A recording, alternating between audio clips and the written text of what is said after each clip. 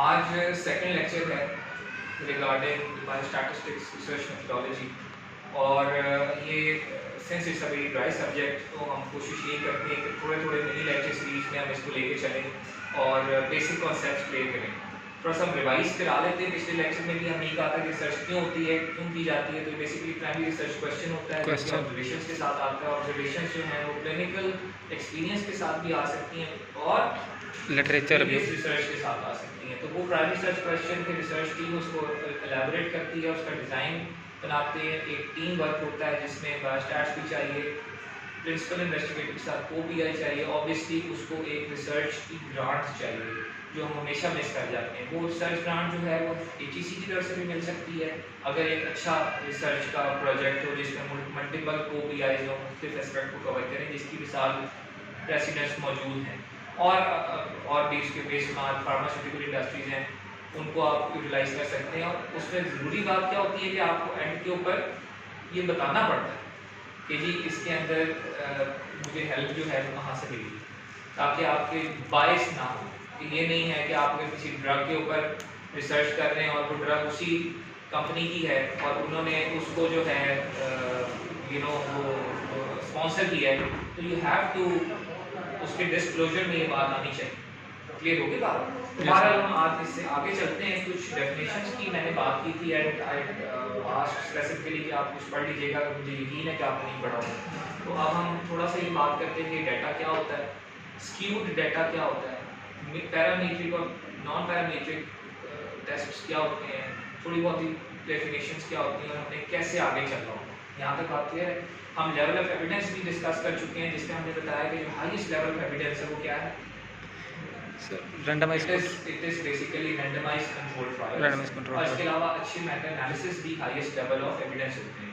Meta analysis क्या है कि मुख्तलिफ जो आरसीटीज हुए में हैं उन एक जैसे को आपने जमा करना है, जगह पे आपने बताना है। और जो लोएस्ट लेवल ऑफ एविडेंस है वो आपका पर्सनल एक्सपीरियंस। आप ये बताते हैं कि मैंने इतने साल काम किया, मुझे ऐसे लगता है, तो that is just lowest level of evidence. Highest level of evidence is something randomised control. इसके अलावा हमने आपको एक सिंपल सी बात ये बताई थी कि टाइप, टाइम, फॉर्म, कि आप रिट्रोस्पेक्टिव काम कर रहे हैं, आप प्रोस्पेक्टिव काम कर रहे हैं, आप उसी वक्त on the spot cross sectional काम कर रहे हैं। फिर स्टडीज़ में आप कंपैरेटिव्स कर रहे हैं, मतलब डिस्क्रिप्टिव स्टडीज़ हैं, एक्सपेरिमेंटल स्टडीज़ हैं, ये सारी चीज़ें हम ऑलरेडी डिस्कस कर चुके हैं। Yes sir. तो अब हम आगे चलते हैं। तो देखिए कि जो डाटा है, डाटा क्या होता है? Data is a set of information. मरीज है, नी रिप्लेसमेंट का आपने कर दिया, अब आप उसको देख रहे हैं कि उसके मुख्तलिफ चीज़ें जो हैं वो कैसे चल रही है। लाइक उसकी रेंज ऑफ मूवमेंट कैसी है, उसकी क्वालिटी ऑफ लाइफ बेहतर हुई है, उसका पेन बेहतर हुआ है, ठीक है। ये सारी चीज़ें ऑब्जर्वेशन जो है, दिस इज डाटा। जो डाटा होता है ना, ये बेस होती है, या आप कह लो कि सेंटर पॉइंट है फॉर एनी रिसर्च। उसी की बेस पे आप अपने एनालिसिस करते हैं, उसी की बेस पे आप अपने टेस्ट अप्लाई करते हैं। और बायोस्टैटिस्टिक्स में सारी बात ही ये होती है कि आपका डाटा कैसे है। तो मैं आपको एक सिंपल तरीके से आई ट्राई टू एक्सप्लेन कि ये चीज़ें क्या होती हैं, स्टैंडर्ड डिविएशन क्या होती है, वेरिएंस क्या होता है, मीन मीडियन मोड क्या होता है, और हमें उसको कैसे ग्राफ को ड्रॉ करना है। तो पहले एक I will try to draw something and then we discuss over it. तो देखिए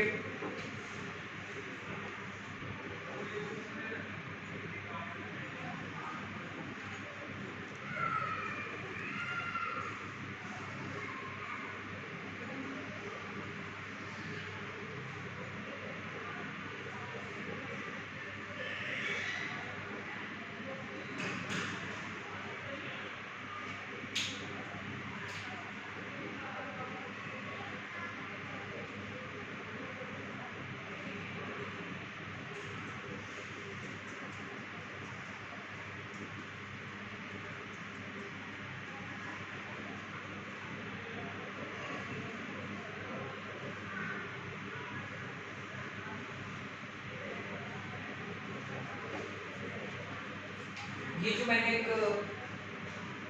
ग्राफ बनाया है, अच्छा ये एग्ज़ाम में भी बहुत ज़्यादा क्वेश्चन आते हैं, स्पेशली फॉर जूनियर डॉक्टर्स जो कि स्टेप्स ले रहे हैं या लैब ले रहे हैं। जब कोई भी कॉम्पिटिटिव एग्जाम की तैयारी करें तो उसमें भी स्क्यू डाटा और ये पूछा जाता है कि लेफ्ट स्क्यू डाटा क्या मतलब है, राइट स्क्यू डाटा क्या मतलब है। तो इससे पहले हम ये तीन चीज़ें हमें पता होनी चाहिए कि मीन क्या है, मीडियन क्या है, मोड क्या है, स्टैंडर्ड डेविएशन क्या होती है,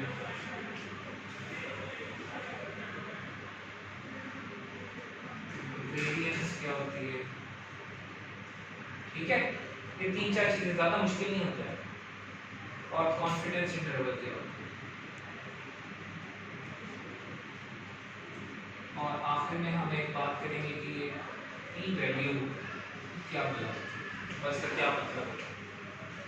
ठीक है जी, तो देखें मीन का क्या मतलब है कि आपने जितने भी आपके ऑब्जर्वेशंस हैं उनको आपने सम कर लिया और डिवाइड कर लिया टोटल नंबर ऑफ। ठीक है, वो मीन निकल रहा है। कि मिसाल उसकी कोई भी एग्जांपल आप ले लेंगे, आपके पास 10 पेशेंट्स आए हैं, ठीक है, उनकी जो जो फाइंडिंग्स आ रही हैं आपने उसको कलेक्ट किया, डिवाइड कर टोटल नंबर ऑफ पेशेंट किया, तो that is your mean.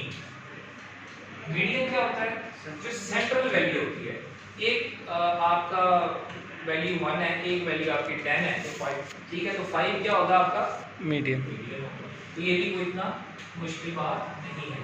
Mode क्या होता है, मोड होता है कि आपकी जो वो नंबर जो सबसे ज़्यादा है, यानी आपने मिसाल के तौर पे आपने 25 पेशेंट्स लिए, 25 पेशेंट्स में एक ख़ास आप कोई चीज़ देखना चाह रहे हैं, वो it can be range of movement, जो एक सर्टन, अब ज़्यादातर पेशेंट्स में अगर फर्स्ट रेंज ऑफ मूवमेंट एक सर्टन सबसे ज़्यादा उस नंबर पे आ रही है तो वो उसका मोड होता है। यानी कि जो सबसे ज़्यादा रिपीटेड नंबर आ रहा है दैट इज मोड। क्लियर होगी बात? Yes sir. अच्छा, वेरिएंस पहले समझो, फिर स्टैंडर्ड ये एसटी आपको समझ आएगी। वेरिएंस क्या होता है, जो मीन है ना, मीन इसका जो एक जगह पे सम है, ओके, वो वेरिएंस है। डिवाइड नहीं करना, मीन जो है इट इज सम ऑफ मतलब आप समझ लो कि वेरिएंस जो है ना, वेरिएंस उसमें मीन की ही वैल्यूज है, sum of all the mean. समझ आ गई?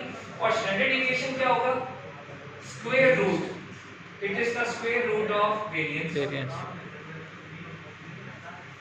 अब ये क्योंकि टर्म्स जो हैं ये स्पेसिफिकली स्टैटिस्टिक्स की हैं और उसका हमारे से कुछ ज़्यादा ताल्लुक नहीं है, इसलिए हम इसको बॉदर नहीं करते या इसको समझना नहीं चाहते। ये दोनों चीज़ें समझना बड़ी ज़रूरी है। ये बड़ा सबसे बेसिक ये बात है कि मीन की जो सम है वो वेरिएंस है, और जो वेरिएंस का जो स्क्वायर रूट है वो स्टैंडर्ड डेविएशन। क्लियर होगी बात? Yes sir. अच्छा, कॉन्फिडेंस इंटरवल क्या है कि आप कितने श्योर हैं कि आपका डाटा अगर इन दो मीन्स के दरमियान होगा तो वो ठीक होगा। अब मिसाल के तौर पे हम ये कहते हैं कि यार लाहौर में कितने मेडिकल कॉलेज, समझो कि 15 मेडिकल कॉलेज, उन 15 मेडिकल कॉलेज के अंदर स्टूडेंट्स की क्या रेशो है, मेल कितने हैं, फीमेल कितने हैं। अब एक तो तरीका ये कि हम जाके हर कॉलेज का डाटा उठाएं, उसके एकेडमिक सेक्शन में जाके कि भाई आपका कितनी क्लासें हैं, मेल स्टूडेंट्स कितने हैं, फीमेल स्टूडेंट्स कितने हैं। एक है कि हम अपने कॉलेज का देख लें या एक आधा किसी और जगह का देख लें, तो हम उससे अंदाज़ा लगाएं, हमने टाइम भी सेव करना है। हम ये नहीं चाहते कि हम अगर इस डाटा के ऊपर शुरू हो तो हम इसको लगाएं, चल भाई तुम इस सेक्शन चले जाओ, तुम इस सेक्शन, हो तो जाएगा लेकिन हमें टाइम कितना लगेगा।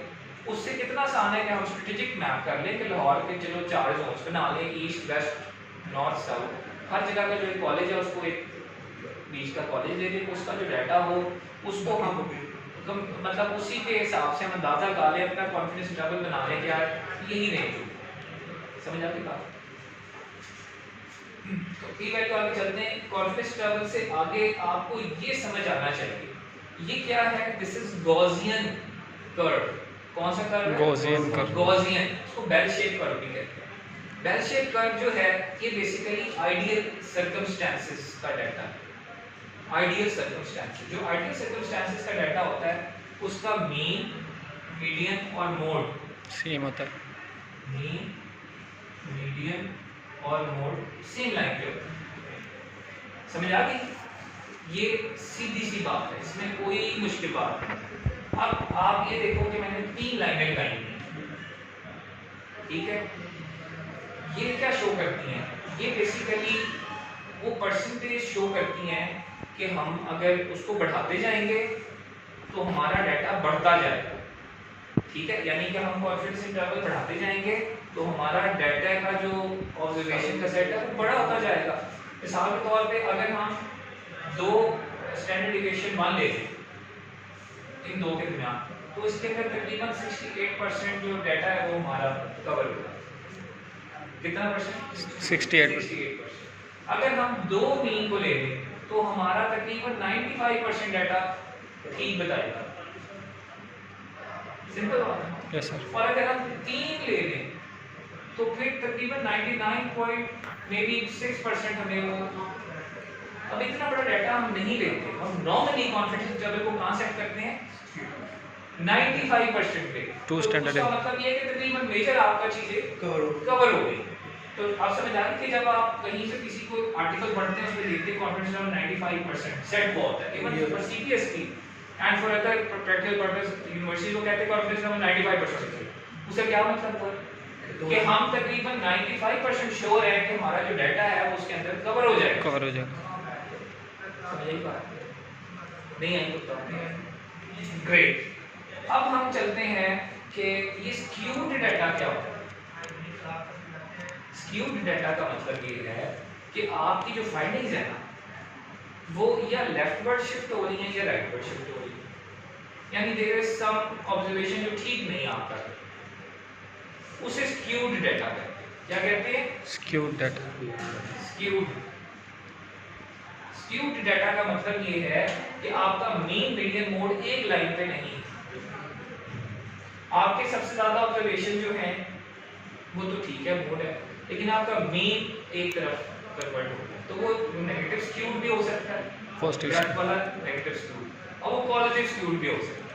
उसमें मसला क्या होता है कि आप जो सिंपल टेस्ट लगाते हैं वो नहीं लगा सकते। बात समझ आ रही कि नॉर्मल जो बायोस्टैटिस्टिक्स के टेस्ट लगाने होते हैं डाटा को एनालिसिस करने के लिए, डाटा को देखने के लिए, वो स्क्यूड डाटा में नहीं लग सकता। तो स्क्यूड डाटा को पहले कन्वर्ट करना पड़ता है into normal data. Normal idea समझ आ गई? उसके लिए भी बायोस्टैटिस्टिक्स वाले अपना मुख्तलिफ फार्मूलाज लगाते हैं, या वो आप कहते हैं कि भाई आपको ऑब्जर्वेशंस ठीक नहीं है, आपका तो डाटा ही स्क्यूड आ गया। समझ आ रही? अच्छा, यहाँ तक बात मेरा ख्याल है वी आर क्लियर कि लेफ्ट स्क्यूड राइट स्क्यूड क्या है, और स्क्यूड डाटा को आपको कन्वर्ट करना पड़ता है नॉर्मल गॉसियन कर्व, ठीक है। अच्छा, आखिरी जो चीज़ है जो आज के लेक्चर तक मेरा ख्याल है काफ़ी होगी और फिर हम उससे अगला डिस्कशन करेंगे, वो है पी वैल्यू। पी वैल्यू जो है ये बड़ा इसके ऊपर ना जोर दिया जाता है पी वैल्यू क्या है, और ये 0.05% का क्या मतलब है कि अक्सर हम जब डाटा को स्टडी पढ़े होते हैं तो उसमें लिखा था पी वैल्यू 0.05। 0.05% का क्या मतलब है? देखो, जब आप कोई रिसर्च करते हैं तो आप एक हाइपोथेसिस बनाते हैं और एक नल हाइपोथेसिस बनाते हैं। समझ आ गई? नल का मतलब क्या है? नेगेटिव, यानी आप बात ही उल्टी करते हैं, बात की शुरू ही आप उसको नल हाइपोथेसिस से शुरू करते हैं। मिसाल के तौर पे एक बंदे के घर चोरी हो, एक बंदे के घर चोरी हो, उसने लाइन आदत कर दिया सबको जो उसके क्लोज सर्कल, उसमें ड्राइवर भी है, उसमें गार्ड भी है, उसमें मेड भी है, उसमें कुक भी है, उसने सबको लाइन आदत कर दिया। अब उसने एक नल हाइपोथेसिस बनाई। वो नल हाइपोथेसिस क्या बनाई? ये चोरी मेरे गार्ड ने नहीं की।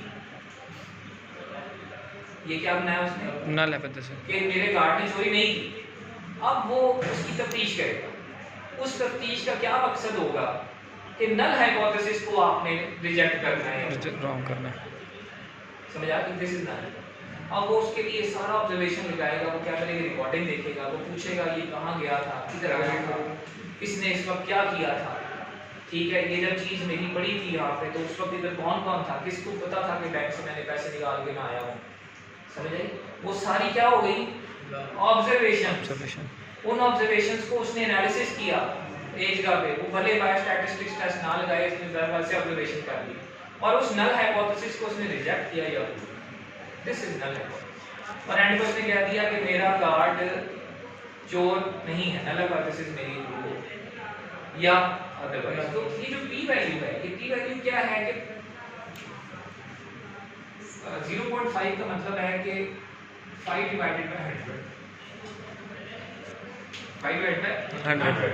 So P is the probability. P is the probability. एक probability है कि 100 में से 5% चांस है कि मेरी ऑब्जर्वेशन गलत हो सकती है। समझ आ रहा? नहीं, 100 में से 5% चांस है कि मेरी जो ऑब्जर्वेशन है वो गलत हो सकती है। ठीक है। तो P वैल्यू 0.05 का मतलब ये इट्स अ प्रोबेबिलिटी है। जो भी उस रिसर्च से रिजल्ट आया है वो चांस है कि 5% वो गलत हो सकता है। गलत हो सकता है, तो इसको आपने सेट करना होता है एक साइड। तो कॉन्फिडेंस लेवल का समझ आ गया? Yes sir. जब कॉन्फिडेंस 95% किया तो हमने क्या किया कि हमने दो मीन के दरमियान हमें मतलब ये स्टैंडर्ड डेविएशन जो है, ये स्टैंडर्ड डेविएशन 1 है, ये स्टैंडर्ड डेविएशन 2 है, स्टैंडर्ड डेविएशन 3 है, तो हमने दो स्टैंडर्ड डेविएशन के दरमियान कॉन्फिडेंस 95% सेट कर दिया, p वैल्यू 0.05 सेट कर दी।